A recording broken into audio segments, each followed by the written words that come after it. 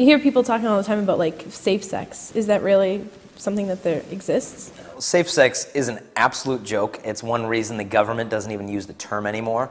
They've preferred now to shift the language to safer sex. For one reason, medically, they can't back up safe sex anymore because the most common sexually transmitted disease is something called human papillomavirus.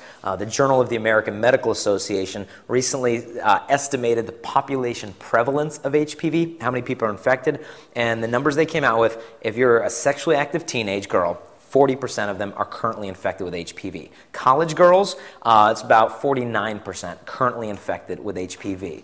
And when you walk around campus, can you imagine every other girl you're seeing infected with human papillomavirus, which can lead to cervical cancer? And so the HPV is not effectively prevented by the condom use because it's a skin-to-skin transmissible virus, including the entire genital area and areas outside of where the condom would cover. And so safe sex scientifically isn't true. And then you've got to look emotionally.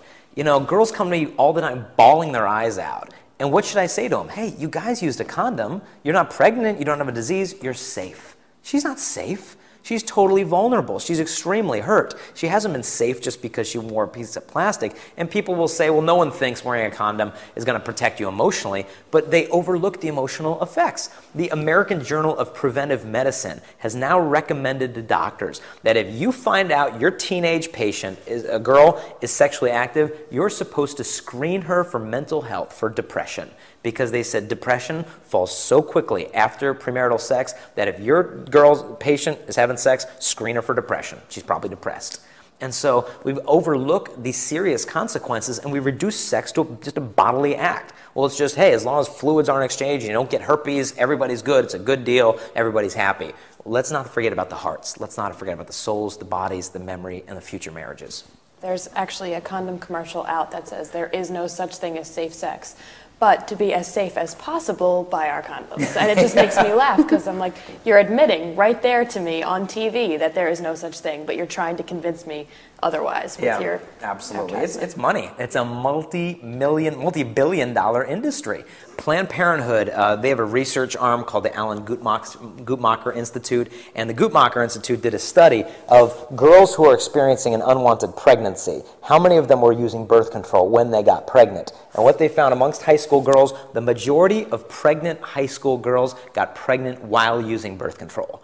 And so this is coming out from Planned Parenthood. Most pregnant high school girls are pregnant while they were using birth control. And so they overblow the effectiveness of these methods. They give us the effectiveness rate with perfect use. But that's in a laboratory. I'm talking about the real world. Real world for a girl of safe sex with a birth control pill, failure rate of about 15% annually. Meaning you take the pill for 4 years, 60% chance you're going to be a mom by the time you get your diploma.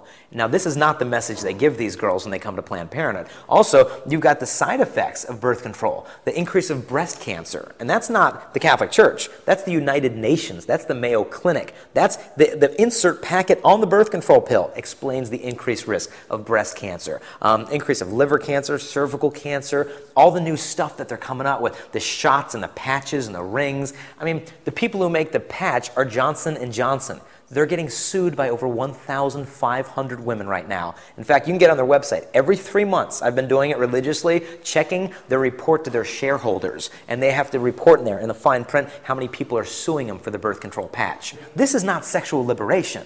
I mean, telling you your fertility is almost like a disease. So let's give you drugs. Let's give you shots. Where are the birth control drugs for guys? Now, tell me, how many high school guys do you know that are going to go to get injections every 3 months so that they won't get a girl pregnant?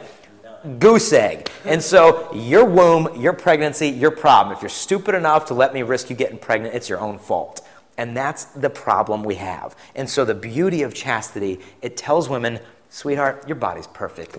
You don't need shots. You don't need drugs. If you want to space out children like in your own family, all you need to be is understood in your fertility, and you can plan out children that way. And so to me, this is the sexual liberation. This is liberating for a woman, to be told your body's perfect. You don't need all the drugs. You don't need all the shots. And when my wife was on birth control, back when she was sexually active in high school, she would get mood swings and depression and weight gain, and she'd feel like terrible. And she'd say to her boyfriend, you know, this stuff, it's not good for my body. And he would say, oh, it's okay, just try a little longer. Basically saying, I don't care. As long as you're available for me, I don't care what your body is going through. And so the beauty of chastity is saying you don't need birth control, you got self-control.